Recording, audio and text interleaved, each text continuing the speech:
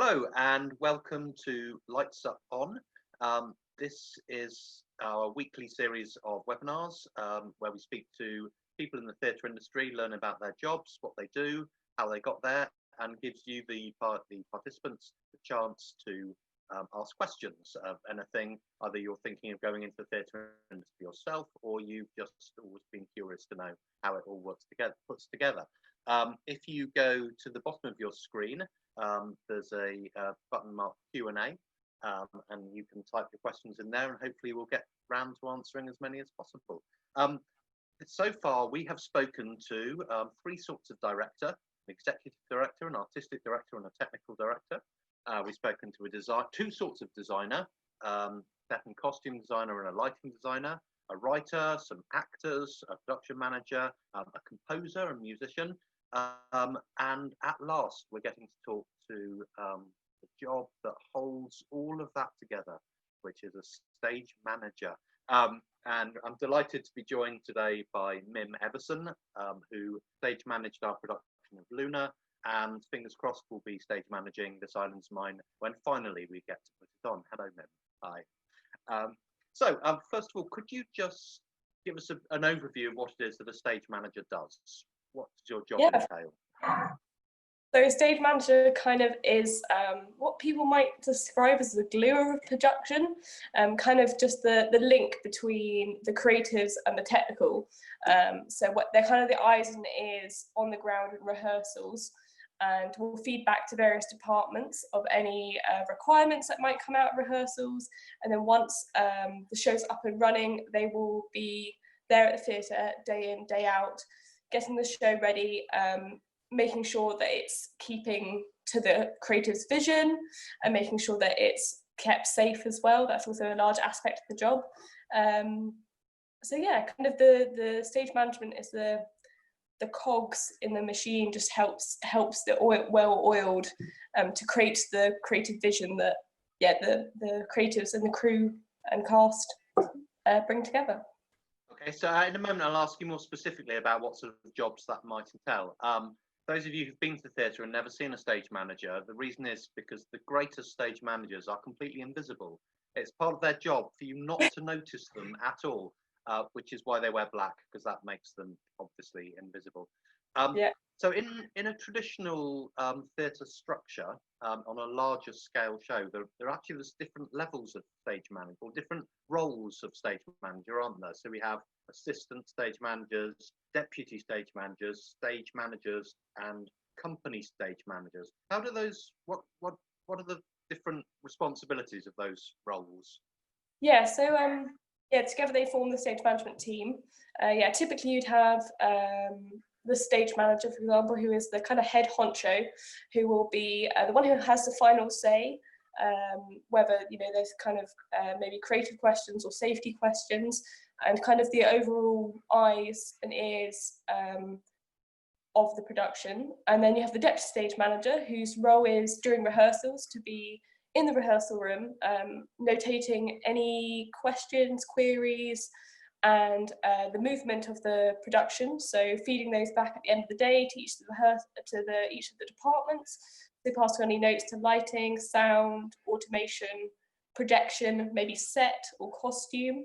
So the deputy stage manager is there in the room, and often the assistant stage manager kind of flips between the two with the stage manager. They might be out on the road sourcing props, for example. So that's the furniture, or like, I don't know, like bits of paperwork they might be used in the play, so like letters or whatever.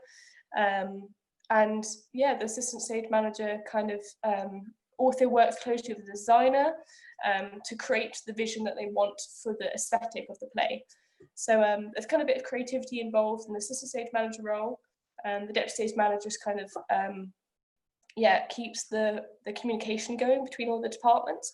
So, for example, one thing which might crop up in rehearsals might be that say a character has to quickly stuff a letter into their pocket, but currently their costume doesn't have a pocket included.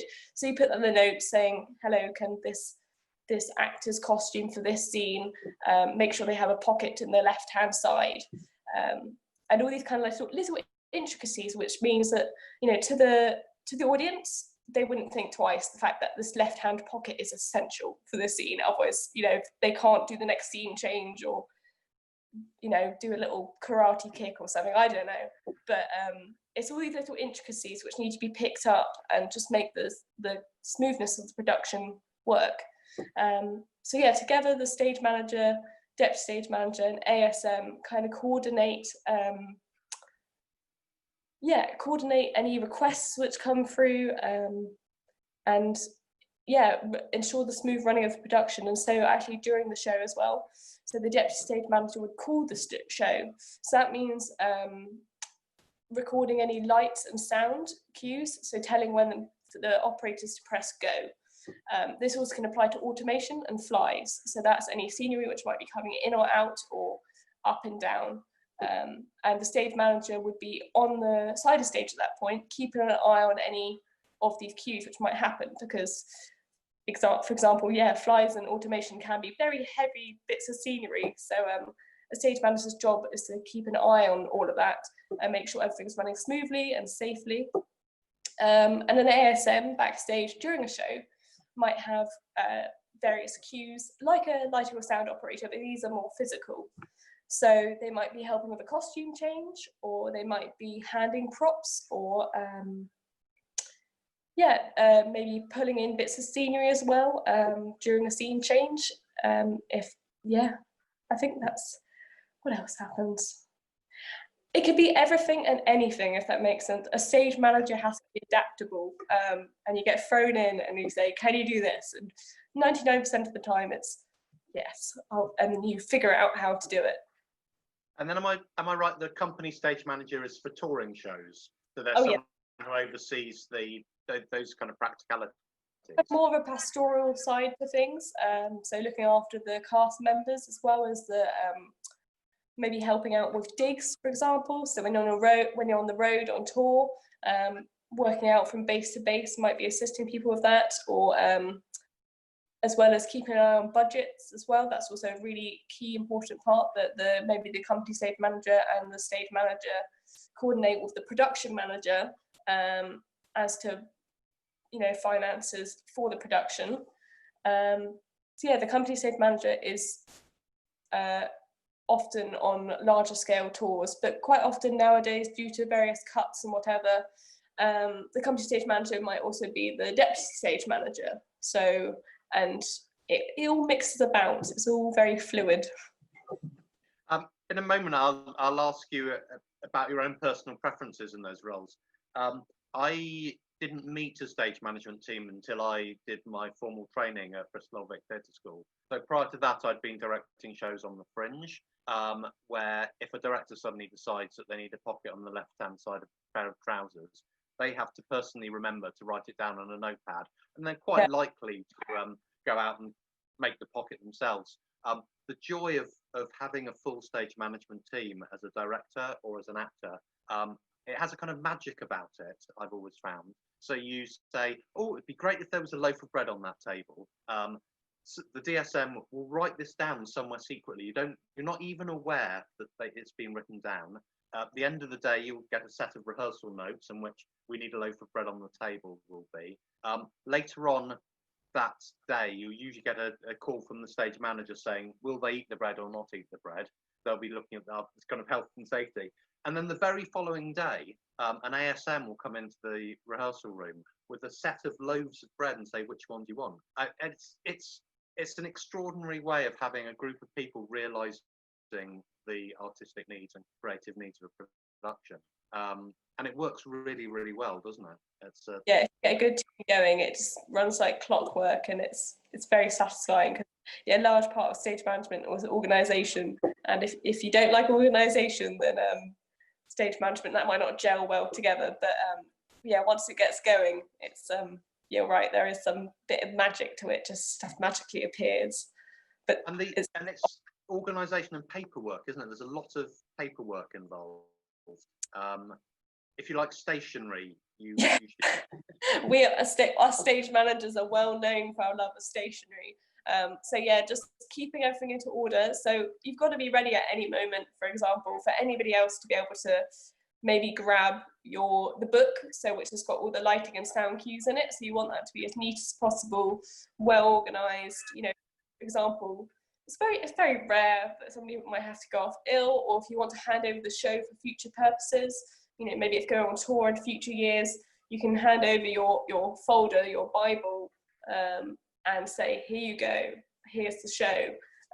And so often it's the pride and joy of a stage manager to have a well-organized folder or general like scheduling as well, just having it clear, because it needs to be accessible for everybody. You know, at the end of a long rehearsal day, they don't want to be, you know, scrolling through, being like, what am I doing tomorrow? They want to see it there and then, just for accuracy and for, clarity for everybody. It's the titles assistant, deputy, and stage manager sound like there's a hierarchy, and that you would, you know, you'd start your working life as an assistant stage manager, and then you'd be promoted to deputy. That's not the case, is it? They're actually quite different roles. Yeah, they are kind of. It does sound hierarchical, but actually, as a matter of fact, it quite often isn't. So more similarly, a stage manager and an ASM are on that kind of equal plateau of stepping up, for example. So a stage manager might be, an ASM might go into a stage manager because they have that kind of experience with the behind the scenes rather than being in the actual rehearsal room themselves. And they have more of a coordination, the stage manager and assistant stage manager working with the designer to create the vision, whereas the deputy stage manager kind of is left afield, so they're in the rehearsal room physically day in, day out, whereas the stage manager and ASM are in and about the building. They'll come and watch rehearsals, but they need to action stuff, so be out on the road.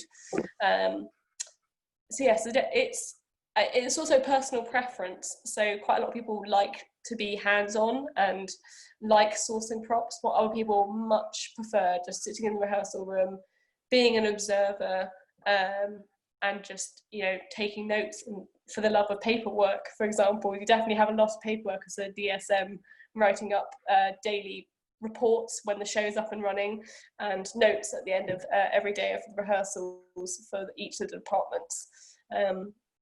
So yeah, it kind of, it's not a stepping guide. I think it used to be, but I think it's also very flexible. So there are some people who say, I want to be a DSM. I love the thrill of when you get into performances, I love the thrill of calling a show. Well, you have some people who do not want that responsibility of, you know, telling the lights to go exactly, you know, on this exact beat kind of thing. So yes, it is very much about personal preference, and people will find their niches, and some people will just, flit between the multiple parts. And do you have a personal preference? Oh, well, I was going to say for smaller productions, I quite often like an amalgamation of all three. So I'll be in rehearsals during the day, so like a deputy stage manager role, and then maybe before rehearsals start, I'm also kind of doing the propping side of things, so that's more responsibility of the stage manager or the ASM, and I really enjoy that, being involved in every aspect, because I like them all. But also, I do have a deep love for propping. So going out and finding that chaise longue which fits exactly what you want, kind of thing, or making stuff. I'm quite creative, and I really enjoy paper props in particular. So if you need a postcard from, I don't know, Victorian England, and you need some Victorian stamps, I'll be a right nerd and try and find your Victorian stamps and the correct type of calligraphy. I love that. So yes, I like ASMing, and I also enjoy the all-in-one jobs as well, because you're really part of something. It's a real buzz. And how did you end up in stage management? What was your route into it? Oh, when I was younger, I went and saw various plays, musicals at my local theatre with my mum. So I was quite lucky to be introduced to it at quite a young age. And then I went to secondary school, and it's quite odd actually. I had a woodwork lesson, and it was being covered by a history teacher, and the history teacher had no idea anything about woodwork, so he just sat down and was like, what are you guys interested in? Because he didn't know what else to talk about, I guess. Anyway, so I said, I quite like the theatre. I've always been interested in the backstage. I always quite enjoyed the magic of it. But I had severe stage fright, so I never wanted to be on stage. That was clear from the get-go. So he then put me in touch with a lady who ran the kind of like technical side of the theatre at my school. And next thing I knew, I was asked to be a kind of ASM on the school's production of Hulse. I don't know if you're familiar with Hulse. Yes, yeah. Yeah, so that was my first kind of experience, and I fell in love with it. It was fantastic. I was running around in this backstage in the dark, popping up in and out of bits of scenery, getting remote control geckos to come in and out of doorways, and made a jar of mouldy peaches. And I just thought this was fantastic to be part of it. But yeah, I loved that. And then just kind of kept doing productions at school, always backstage. And then applied for drama school, because I figured, well, actually I was between going to art school or theatre. And I think in the end I decided to go into theatre because it combined my love of being practical and creative. And also I like the idea of fulfilling. Although I'm creative, I might not necessarily have enough confidence to fulfill my creative visions. So I really enjoy helping other people do theirs.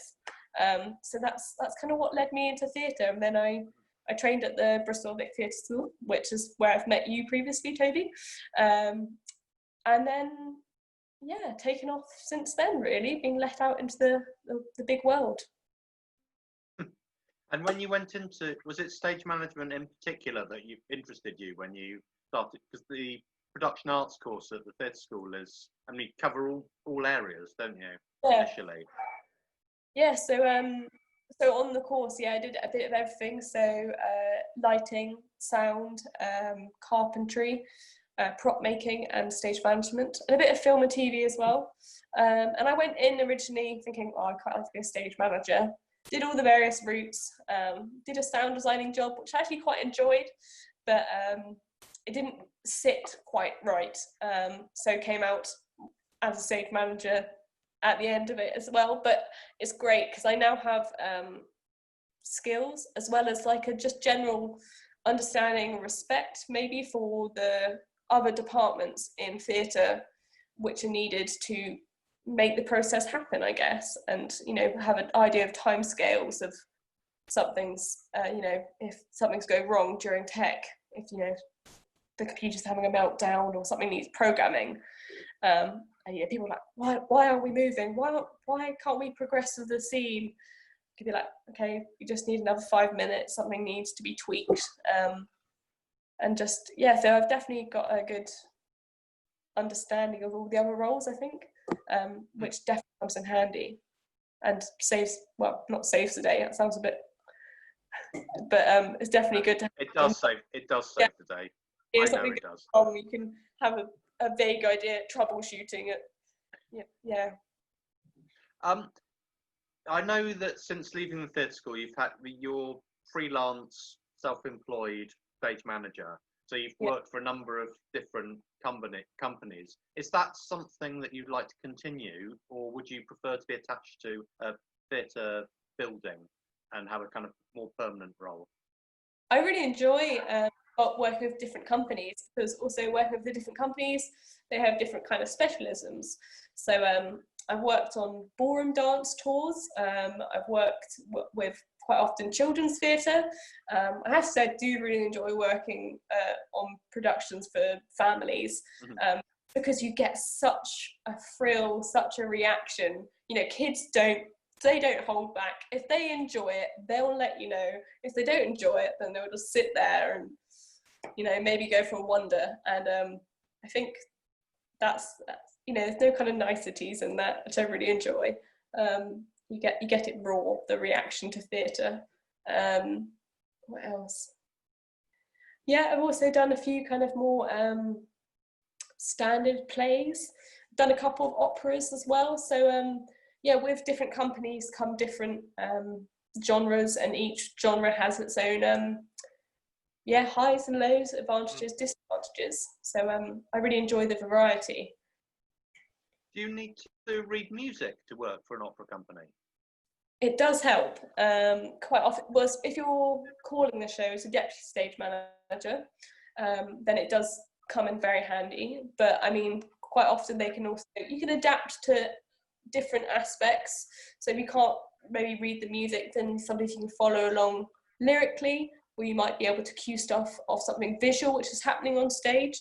So it's not a barrier. Like you can, there's ways to adapt if music reading isn't your thing. I've done a little bit of cueing to music. I was an ASM book cover, so I did an understudy show. I called an understudy show. So that was pretty nerve-wracking because I've only got a very basic score reading ability, but it happened. It went well. So yeah. What other if someone who was maybe as the position that you were in that woodworking class, is someone who's got a possible interest in stage management, or they think that might be a career they'd want to, what sort of skills or knowledge or understandings should they be, or experiences should they be looking to get, possibly before applying to drama school or before trying to work in the industry? Yeah, I think a general enthusiasm and a just get-go attitude is like essential. You just have to jump right in, be prepared to say yes, and maybe talk to your local theatre group, maybe it's like an amateur theatre group, or maybe even if you have like a larger theatre. People who work in theatre tend to be, I found so far to be very fortunate, very willing to help if or assist in, if you have any information you want, you just knock on stage door and be like, hello, I see you've got this production coming up, I'd love to come and shadow. And more often than not, they will do their utmost to try and get you backstage, where you can come and follow the stage management team, or go and sit in the lighting box, or go and sit in a sound box, and kind of just be part of it and learn on the job, if that makes sense, just by visually watching. People are really willing to do that. So yeah, just get involved if you can. Be proactive, I guess, and proactivity will pay off. And passion, that really comes through. If somebody is keen, then you can go another way. I've got a very specific question here, which kind of builds on that, from Phoebe. And she says, I applied for stage management masters and got on a reserve conditional place. How would you advise I strengthen my application next year, particularly with a lack of live performance at the moment? Is there anything that someone could be doing? Oh gosh.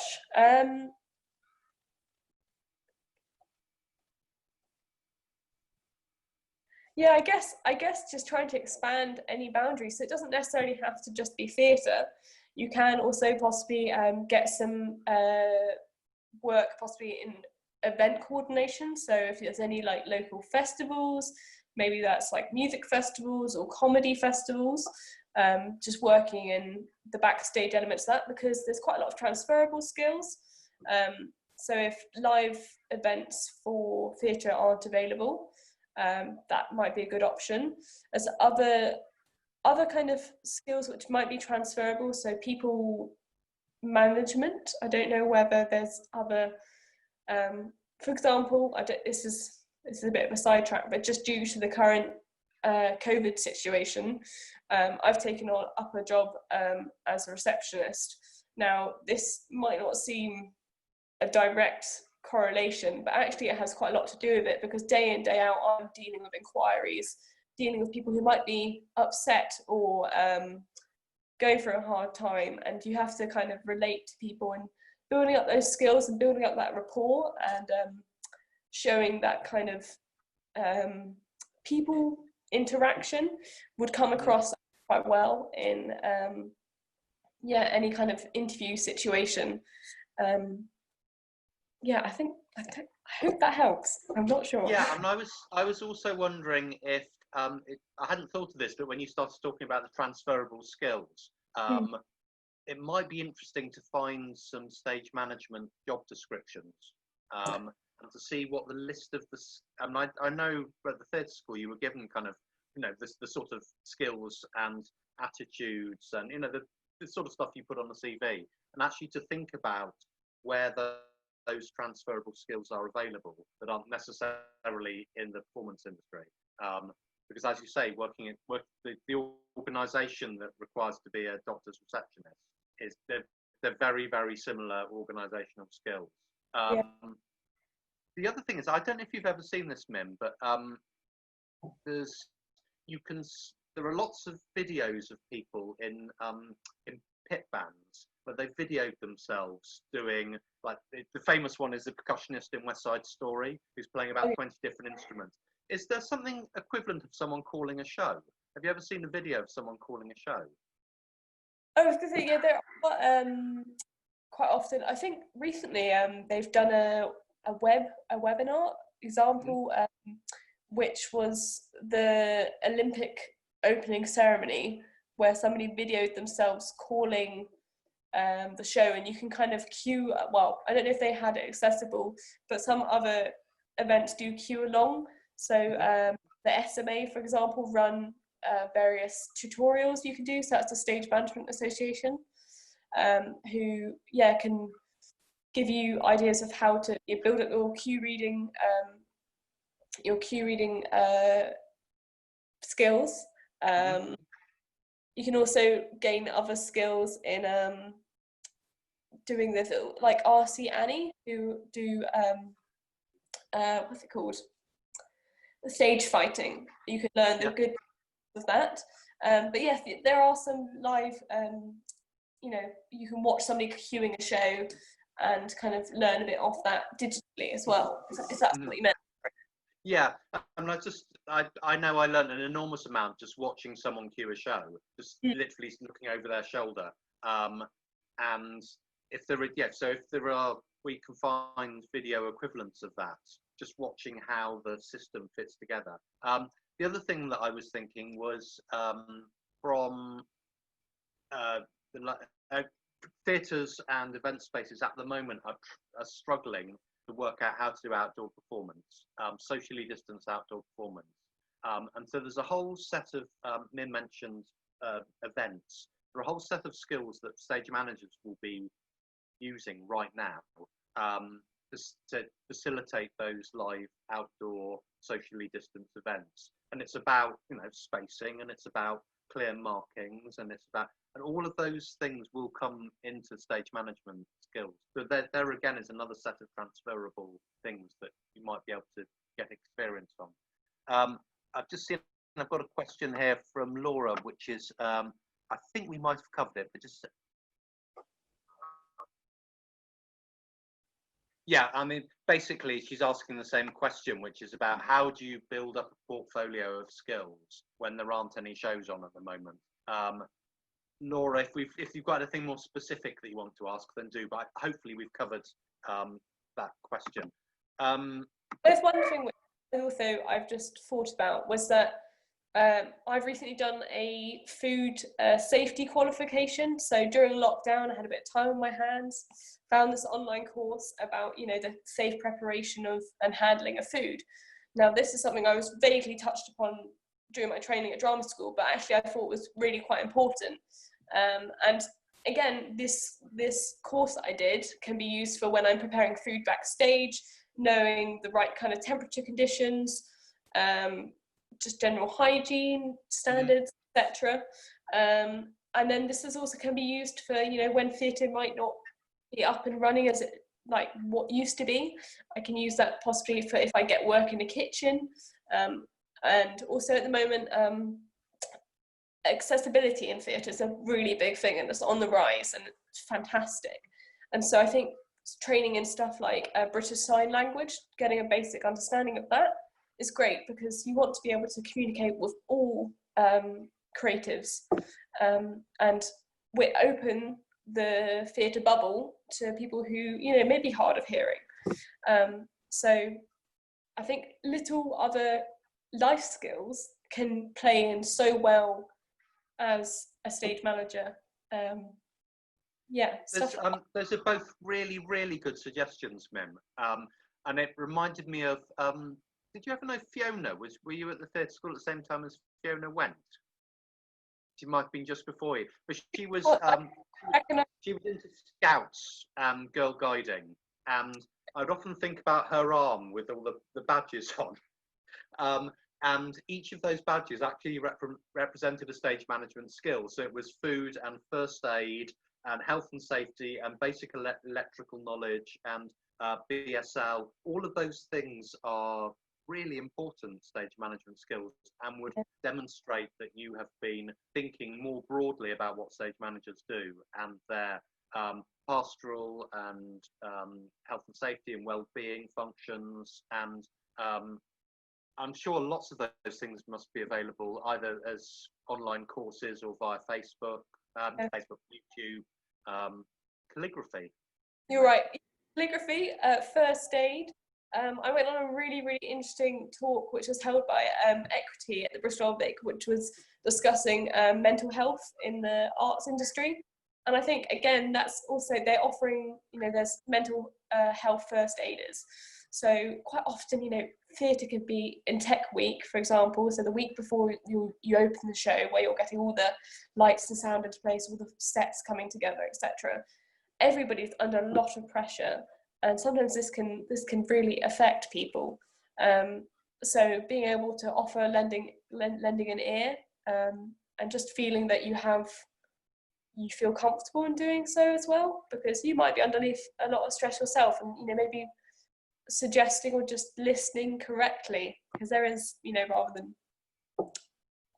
projecting maybe, for example. But I think also adaptable skills like first aid and mental health first aid are really useful skills to have as a stage manager, and that will sing on your CV, the fact that you care, and people will see that as a real benefit and would want to employ you, hopefully. It's particularly the DSM role is a very wide-ranging one, isn't it? And I've had experience in rehearsals of the DSM not only managing all the paperwork and making sure that the communication is going right with the production, but looking after actors, looking after myself, looking after there's were it not for that DSM being the glue holding it together, actually that rehearsal room would have fallen apart. And then at the end of all of that, they then produce a really neat document with lots of highlighter pen in it. I mean, it's extraordinary. Biscuits and highlighters will go a long way. Knowing these favourite biscuit is always a good way to start. I know, Toby, you love a custard cream. I do, or a Tonics tea cake. Oh yeah, good. This is an interesting question which kind of builds on that. Ben asks, can you think of a lesson that you learned through experience on the job rather than something that was covered in your training? Ooh, that's a good question. Let me think. I think the art of a quick change is definitely something I perfected when I was on a dance tour. My training did not cover much in the way of dance, and so you have one number, it's 5 minutes long, but then you have somebody have to go from a full little sequined dress to a ball gown with gloves and high heels, or changing a very, very sweaty man into ballet tights. So that is something you can't just read or learn from a book, and something I didn't get from my training. And you just practice and practice and practice until that you get it right, really, and you cut it down to enough time. Other things I've learnt.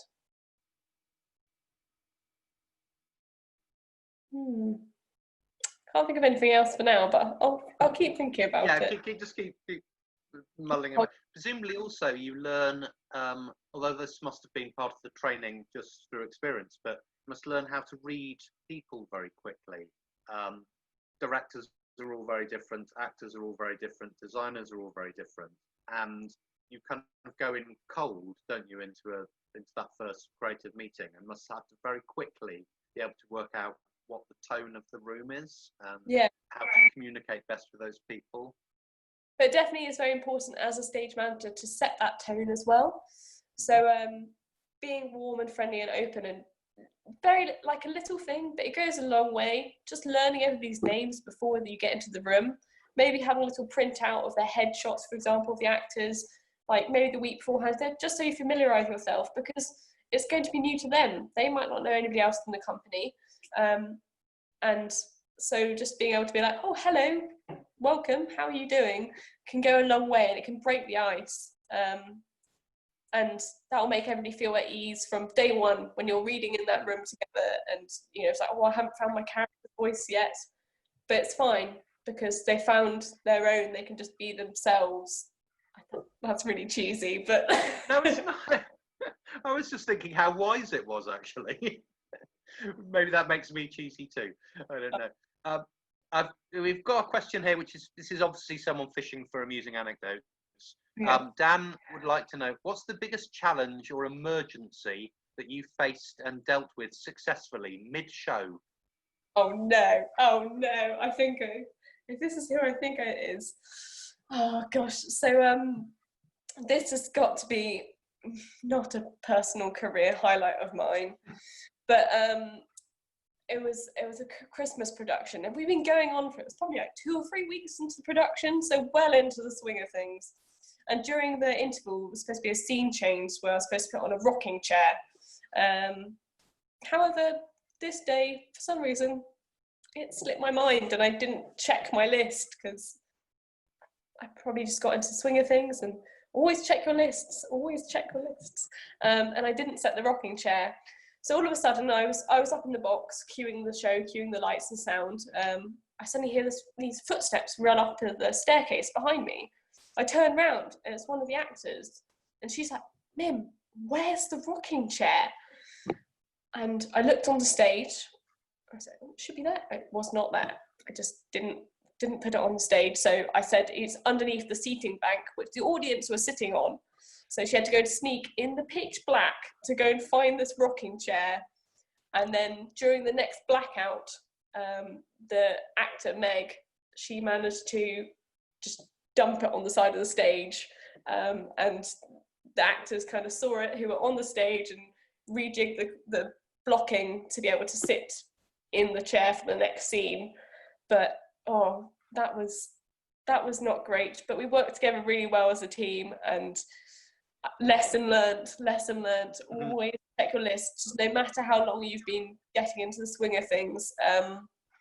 And you know, other things have happened since, which everybody just, you know, bundles around together and tries to make it work. That same production, one of our actors lost their voice, so we sat down that day being like, what can we do to take the stress off her voice?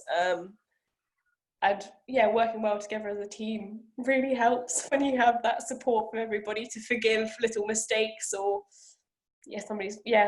things which might go wrong. And that's the joy and magic of live theatre. And probably the audience didn't realise, other than the fact this rocking chair just appeared at the side of the stage after a blackout, but they might not have, because they might have been distracted elsewhere. Yeah. And there's a very salutary lesson in that, which is always check your list. You see, I've done a lot of touring work, and you see people doing the shout check at the beginning of the show. Yeah. And they're calling out, now, is there a check? Yeah. And you know, after the 10th, 15th performance, why are they still doing this? I mean, they know they're a finely oiled machine now, and yet it is so simple just to forget something, or to... I think it was a 13-show week kind of thing. It was Christmas. It's the Christmas crazy 2 shows every day. I think got to us all, but check your lists. You mentioned that your mum used to take you to the theatre a lot. Do you have a first theatre memory? Oh, not a particular show. I went and saw a variety of things. Actually, one thing which I thought was quite funny was that Jen Roxburgh, who you spoke to last week, the lighting designer, she mentioned that she saw Starlight Express, which I also saw and drew me into theatre. I just thought it was so fantastic that people were on roller skates, and I loved that. That was great. I went to Regent's Park Open Air Theatre. I can't remember what, I think I saw The Importance of Being Earnest, that's what it was. And I thought that was great, having an outdoor production. That was my first insight into, outdoor theatre. And there was a dramatic scene, I can't remember who it was, but this lady was coming down this ramp and it just started to pour down with rain and the actors just kept going. Anyway, all of a sudden she started to slip kind of thing, and the actor just ran across the stage, leapt over this mock stream, and managed to catch her before she slid all the way down to the bottom of this ramp. And I think just things going wrong like that also just kind of made me think, oh wow, this is live, this is magic, I want to be part of this. And all the audience kind of whooped and cheered, and after this actor managed to catch the other one, and I just loved that sense of, I don't know, camaraderie that came of that between the audience and the actors themselves. I was probably quite young. And is further proof that outdoor theatre is deeply eccentric, why you choose to put Importance of Being Earnest, a play set largely in drawing rooms outdoors, I don't know. Lizzie has asked, how do you find your work? Do you use Mandy? Do you use any other service? Yeah, I've got a Mandy account, and I have found 1 or 2 jobs through there. But mostly it's kind of word of mouth I've tended to find. So once I've done one job, somebody might, say, oh, we need somebody for this, or another friend of mine might have been offered a job, which they can't do, and they say, I've been offered this one, send over your details kind of thing, and have a chat. So it's very much about word of mouth, and it's really nice like that once you build that connection with people. But yes, to begin with, Mandy I did in my initial first year out of drama school, I used to try and build up my portfolio. But since then, it's just kind of snowballed, which has been really lovely. One of our previous guests, maybe a couple actually, have spoken about the importance of being a nice person. And actually what you've just said there about word of mouth is really vital actually. It's very, I would say about 6 or 7 times a year, I will get approached by a theatre who will say, can you recommend for us a stage manager who can do this, this and this, and has got that particular skill. And the ones that you have worked with, that you've got on with, that you like, that have made things happen, that have moved rocking chairs into the right place, they're all, they're the people that you then part, that word of mouth is very, very important in the theatre industry, because we build small families really for those productions. So much about people. That's the thing. You are putting yourself. The performers are putting themselves out there, and the backstage crew and technical team, they've put their heart and soul into it, and which you wouldn't. At the end of the day, it is a job, but it becomes so much more than that. And that's one thing I do really love about theatre, like you say, the camaraderie, the family spirit. And so you kind of have to be in it you have to be, you want to be involved, and that love for it. I think that must come through with being a people person and enjoying interaction. And that might feel a bit dispiriting to someone who's currently training or is trying to get into the industry. Oh, it's all word of mouth, how will I ever break into it? But actually, Roustabout first started working with Mim because she was on a work placement from the Slavic Ed School at Oxford Playhouse, where we were doing another show about space called One Small Step. And you were ASMing for us, weren't you? And then you just ran the show one day, and you were having a laugh with you in rehearsals. So when it came up to the point of we're looking for a stage manager for Luna, we instinctively thought of you because you'd enjoyed a show about space. And Yeah. Yeah. So actually, it's once you found those entry points, and Mim's happened to be through a work placement when she was at college, the rest does sort of snowball, doesn't it? It is also about being proactive. So I didn't get that placement. I wasn't just given it. I had to email various theatres and try to sell myself and say, have you got anything available? And so once you do, I didn't have mates at the Oxford Playhouse. So that makes sense. I had to definitely put myself out there. But if you put that work in to begin with, then yeah, hopefully it'll snowball from there and meet fantastic people like you. And here we are still again. Still doing shows about space. I think it's time for our final question, which is, Mim, if you were to meet the theatre genie and they could grant you one wish, what would that wish be? Why? Oh, that's difficult.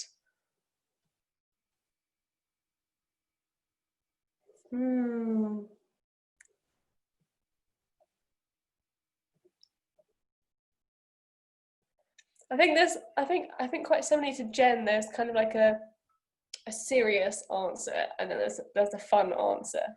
I think a serious answer is I'd love for it to bounce back strong after the current COVID climate, and keep snowballing, especially with the recent political and social issues which have come to the forefront of everybody's minds since. I think giving unheard voices a louder platform, that'd be really great, because some things are that'd be really good. One thing actually which comes to mind was I got a chance to see NT live Small Island, which was about Windrush, which I honestly, hands up, did not know much about, and from that it really sparks like an interest in that kind of social and historical happening. And I think giving undertold stories, snowball that, and I think non-seriously, a full hour's dinner break, because often a stage manager doesn't get a full hour's dinner break, because 15 minutes into dinner break you're talking with somebody, and then 15 minutes beforehand you're resetting up.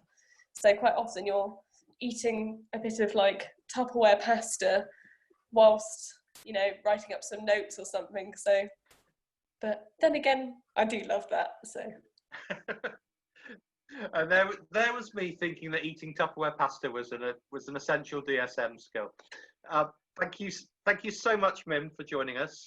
It's been really interesting hearing about stage management and how you got into it. This is the last of our current series of Lights Up On. We've obviously ended on a high point. We are thinking about reviving the series in September, so anyone who's interested in us talking to other people from the industry, please do get in touch with us via our website, which is www.roustabouttheatre.co.uk. Thank you, as always, to the Arts Council England for making this possible. Thank you again to Mim, and thank you all for watching. Bye-bye. Thank you, everybody. Thank you.